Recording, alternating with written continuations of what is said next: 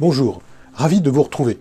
Je suis Olivier Dahan, architecte consultant .NET, MVP Microsoft, et je tenais à vous accueillir en personne pour cette nouvelle vidéo. Tout va se dérouler à l'écran et je vais redevenir une simple voix off. Ce préambule me permet donc de venir vous souhaiter la bienvenue de vive voix. On y va, c'est parti.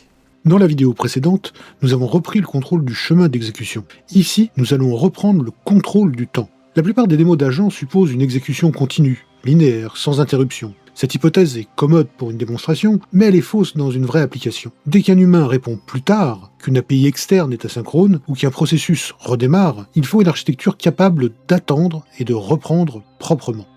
Je veux être clair, un agent incapable de pause et de reprise n'est qu'une démo qui suppose un monde parfait. Et si cela est naturel dans une formation qui évite de complexifier à l'envi pour rendre chaque concept lisible, dans la vraie vie, une validation peut arriver plus tard. Une donnée externe peut ne pas être disponible immédiatement, un opérateur humain peut avoir à reprendre le dossier demain, ou simplement le processus ou une machine doivent redémarrer. Le sujet de cette vidéo n'est donc pas l'approbation en tant que telle, le sujet est la continuité d'exécution d'un processus agentique dans un contexte réel où pause, arrêt et attente font intrinsèquement partie du déroulé du processus. Nous verrons tout cela à l'œuvre dans les 3 démos à suivre de cette vidéo. Il faut distinguer 3 choses. D'abord, la session conversationnelle. Ce sont les messages et le contexte apparent. Ensuite, l'état partagé. Ce sont les données métiers que votre application choisit de conserver. Et enfin, le checkpoint. C'est l'état d'exécution du workflow lui-même. Je n'aborderai pas ici les 2 premiers types de mémoire que j'aborde dans mon cours, mais il faut s'arrêter en revanche sur le 3e. Un checkpoint n'est d'abord pas un historique de chat.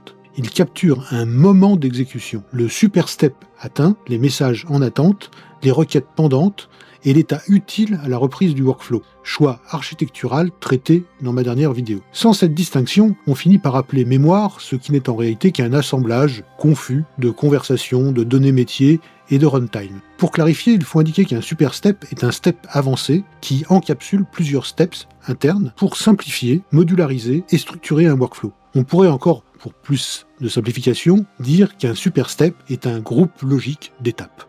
Alors, le mécanisme de request response est quelque chose de très élégant. Le workflow émet une requête, l'application la reçoit sous forme d'événement, répond quand elle peut, puis le workflow reprend son cycle normal. C'est fondamental parce que le processus ne passe pas à la suite, il se suspend proprement, il attend une réponse réelle. Et c'est précisément cette boucle request response qui va rendre possible aussi bien la pause métier simple que l'approbation humaine, le fameux human in the loop, ou la reprise après restauration. Premier exemple, le workflow analyse une demande, constate qu'une information manque, puis émet une demande externe. Il ne tombe pas en erreur, il n'invente pas la donnée manquante non plus, il attend. Pendant la démonstration, regardez la séquence exacte. Émission de la requête, suspension, réponse envoyée depuis l'application, puis reprise du flux. Là, le message à retenir est simple, attendre proprement fait partie du système. Première démo, avant de regarder le code, on regarde un petit graphique. On a une entrée. Cette entrée, elle passe dans un analyseur, donc un exécuteur qui va analyser la demande et qui va regarder si le budget est présent ou pas dans la demande. Si le budget est présent, à ce moment-là, on va pouvoir écrire le contrat et on va être dans la sortie directe, celle qui va générer le contrat final. Si jamais le budget n'est pas présent, on a besoin de cette information, on va faire une demande de données externes, il va y avoir une demande qui va partir, qui est typée, l'application hôte va pouvoir répondre dans les délais qui sont les siens, donc c'est asynchrone, et elle va réémettre un resume quand elle va avoir recueilli les données et qu'elle va pouvoir réactiver le workflow. À ce moment-là, le workflow va pouvoir reprendre là où il s'était arrêté et il va produire sa sortie finale. Donc ça, c'est vraiment très important de le voir pour mieux comprendre le code que je vais vous faire voir dans une seconde. Donc nous voici devant notre code. On utilise uniquement le workflow, puisqu'il n'y aura pas d'intelligence artificielle exploitée ici. On est vraiment sur du minimalisme au niveau du workflow, les exécuteurs qui ont été créés, donc l'analyse, la demande d'infos, etc., etc., et puis la définition de notre workflow, vous voyez ici, un workflow qui démarre par la phase d'analyse, et puis on a des edges qui sont ajoutés, une qui va de analyse vers demande d'infos, une qui va de analyse vers contrat direct, puisque si l'analyse se termine et qu'il n'y a pas besoin d'infos complémentaires, on ira au contrat direct, et puis on a une edge un peu particulière qui est demande d'infos vers port. Qu'est-ce que c'est que le port ? Le port, c'est quelque chose de particulier, ça veut dire qu'on va sortir du workflow vers l'extérieur, et là, le workflow se met en suspens. Et donc on va voir une autre edge qui est port vers reprise. Quand l'ordre depuis l'extérieur revient avec la réponse, il y a une excitation par event qui est faite du workflow. Le port va donc nous amener vers quelque chose, il faut bien que ça reprenne, et ça reprend vers reprise. C'est comme ça qu'on l'a appelé. Et puis tout à la fin, que ça soit passé ou pas par le port, on va arriver vers le with output from, qui viendra soit de contrat direct, soit de reprise, selon le cas. Contrat direct, c'est dans le cas où le contrat aura pu être écrit tout de suite, parce qu'il n'y a pas besoin de confirmation, soit de reprise, parce que le workflow aura été arrêté par une demande externe. Si on exécute, on voit que ça va assez vite. Le workflow se met en attente d'une donnée externe. Et puis après, on voit que demande émise, external request. Donc ça, c'est le record qu'on a créé, donc le message typé qui peut déjà envoyer des informations pré-mâchées pour que le programme qui doit répondre sache à quoi il doit répondre. C'est par là aussi qu'il va compléter les informations dont notre workflow a besoin pour continuer. Ensuite, l'application hôte simule la reprise externe. La réponse est renvoyée au workflow avec un budget validé de 50 000 €, reprise du workflow avec la demande externe, et là, sortie finale, contrat final après reprise. Là, on a le contrat tel qu'il pourrait être généré par un LLM, par exemple, avec tous les éléments, dont le fameux budget validé de 50 000 €. Donc voilà, c'est quelque chose d'assez simple. On est vraiment dans quelque chose de minimaliste. Ici, si on lui dit le budget est fixé à 10 € et qu'on relance, vous voyez qu'on arrive directement sur la sortie finale. On n'est pas passé par la phase qui réclame le complément d'information. Donc c'est assez simple, ça dépend de l'entrée, bien évidemment, donc c'est toute l'intelligence du système. Alors on n'a pas de LLM branché, mais on est déjà dans quelque chose d'intelligent, on est en fait dans de l'algorithmique, et le workflow sert à ça. Donc je ne vais pas vous décortiquer tout le code entier, il sera en téléchargement, vous pourrez aller voir le reste, notamment tous les records qui ont été créés, qui sont en fait autant de messages qui ont transité. C'est pour ça qu'on dit que les messages sont typés dans MAF et dans le workflow. C'est parce qu'en fait, on travaille avec des records qu'on crée soi-même et on y met les informations qu'on veut. Et puis, on a les fameux exécuteurs, donc ces blocs qui exécutent quelque chose. Ici, vous avez un exemple avec le premier exécuteur qui est l'analyse business request executor. Et lui qui va chercher, alors c'est très simple, ça devrait être fait par un LLM normalement, qui cherche si simplement ça contient le mot budget. Si ça contient pas le mot budget, on dit qu'il manque le budget, etc. On est sur une démo simplifiée et elle s'arrête là.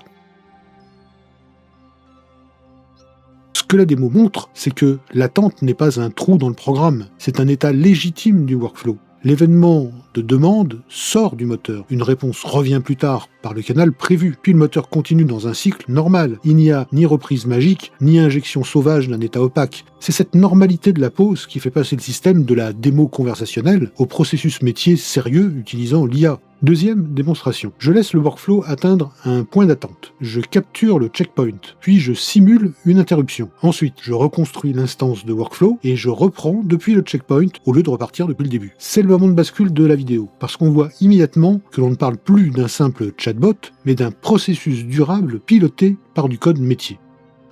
Dans cette deuxième démo, j'ai rajouté aussi un graphique avant qu'on regarde le code. On voit ici toujours l'entrée, et puis on a un premier run.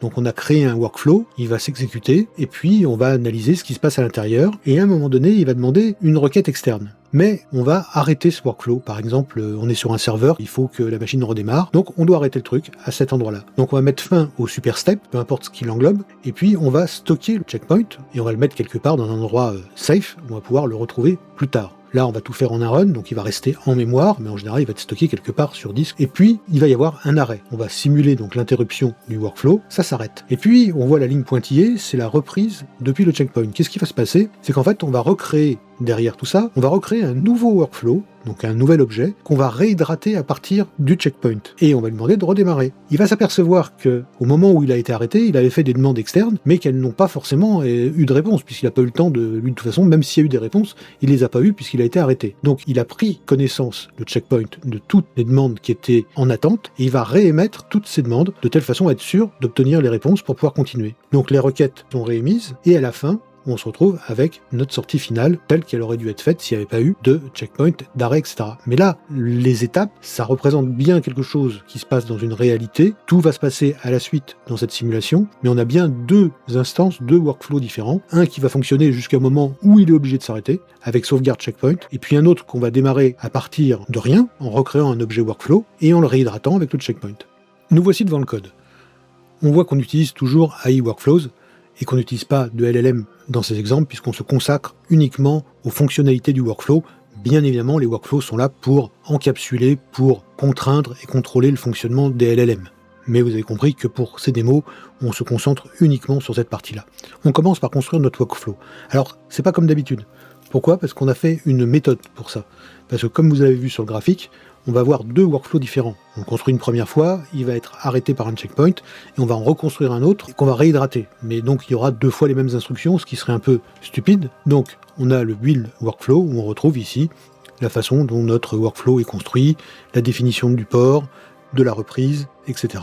Et on a notre workflow auquel on a des edges, analyse vers demande d'infos, analyse vers contrat final direct, la demande vers le port vers la reprise, le contrat direct, des choses qu'on a déjà vues dans l'exemple précédent. Et puis on va avoir notre boucle principale du premier run. Le premier run va tourner, on a un super step qui va être arrêté. Donc ce super step, une fois qu'il va être arrêté, on va dire ok c'est bon, on a déjà un groupe logique. On va s'arrêter là, on va s'en servir pour faire un checkpoint et pouvoir le sauvegarder. Donc là, on le sauvegarde, il reste en mémoire, ça pourrait être sur notre machine, stocké en disque, etc., etc. On continue, donc ça va arrêter, donc on va voir la même chose, la requête externe qui est détectée, qui est envoyée, etc. Et puis on va arriver sur la fin du premier run. Programmation qui fera sourire, mais pour une démo, c'est acceptable. On a effectivement un goto quelque part qui amène à ce label. Ici, fin du premier run, le workflow est interrompu avec une requête pendante. Maintenant, qu'est-ce qu'on fait ? On va faire la reprise du workflow. Reprise du workflow, ça va se faire comment ? On fait un nouveau workflow, c'est une nouvelle variable, donc ça pourrait être bien sûr le même programme qui redémarre après arrêt d'un serveur ou des choses comme ça. Ici, on est dans le même programme, donc on va créer une nouvelle variable, et c'est là où on voit l'intérêt de notre build workflow, puisque ça évite de redéfinir deux fois exactement la même chose. Ça va construire le workflow. Et puis on va repartir, on est dans la boucle, dans le second run, et là on va étudier bien sûr les workflow events qui arrivent. Et là on va avoir le request info, donc on va relancer le request info pour obtenir la réponse depuis l'extérieur. On va avoir la sortie, donc on va avoir le workflow output event, et puis on garde toujours un workflow error event dans le cas où il y a un plantage. Et puis à la fin, ça va s'arrêter, le flux restauré c'est terminé, sans sortie finale, ça c'est s'il arrive là, sinon il y aurait une sortie. Et puis ici maintenant, on voit la construction de notre workflow comme tout à l'heure, tous les records qui servent à faire les messages de transition, et puis l'analyse de la demande, etc., etc. Donc on revient, c'est exactement le même code, donc on repart, et là ici, on voit qu'il s'est passé deux choses. Donc par rapport au run de tout à l'heure, de la démo 1, on a requête en attente, external request, c'est exactement la même chose qui est écrite, on a exactement la même chose, et là on a marqué un gros truc pour dire fin du premier run, c'est fini, la machine pourrait s'arrêter, on pourrait tout faire, c'est bon. Reprise du workflow, donc là on recrée la variable, on réhydrate le workflow, et là on est après restauration, la requête pendante est réémise, bah oui forcément, puisque l'autre l'avait émis, mais comme il a été détruit, il n'a jamais pu recevoir la réponse, même si elle a été envoyée. Ça c'est très intelligent dans la gestion des workflows, c'est ce système qui réémet les requêtes qui étaient en attente et qui n'ont pas eu le temps d'avoir de réponse avant que le workflow s'arrête. Ça nous garantit la consistance et ça nous garantit qu'on va bien reprendre tout, parce que s'il reprenait en considérant que les demandes sont déjà parties, donc qu'il attend, il attendrait pendant l'infinité des temps, parce que l'autre a déjà répondu entre-temps, la machine a été arrêtée, enfin bref, c'est pas possible. Donc ce qui nous garantit que tout fonctionne bien, c'est que le checkpoint garde en mémoire ce qui était en attente et qui n'a pas eu le temps d'être traité. Donc il réémet exactement les mêmes demandes, il va avoir cette fois-ci des réponses, il va pouvoir compléter son statut, et à ce moment-là, il va faire sortie après restauration, et on revoit notre contrat, machin, avec une somme de machin, puisque ici, on a mis 75 000 € dans la phrase qui doit valider le montant du budget. On est d'accord que c'est pas très très visuel, d'où la nécessité de ce petit graphique, même s'il n'était pas terrible, fait par ChatGPT, mais j'ai senti que c'était nécessaire qu'on le mette, parce que vous étudierez le code, mais c'est pas simple de prime abord, je pense, de visualiser ce qui s'était passé. Je pense que maintenant c'est plus clair pour vous, on va pouvoir continuer.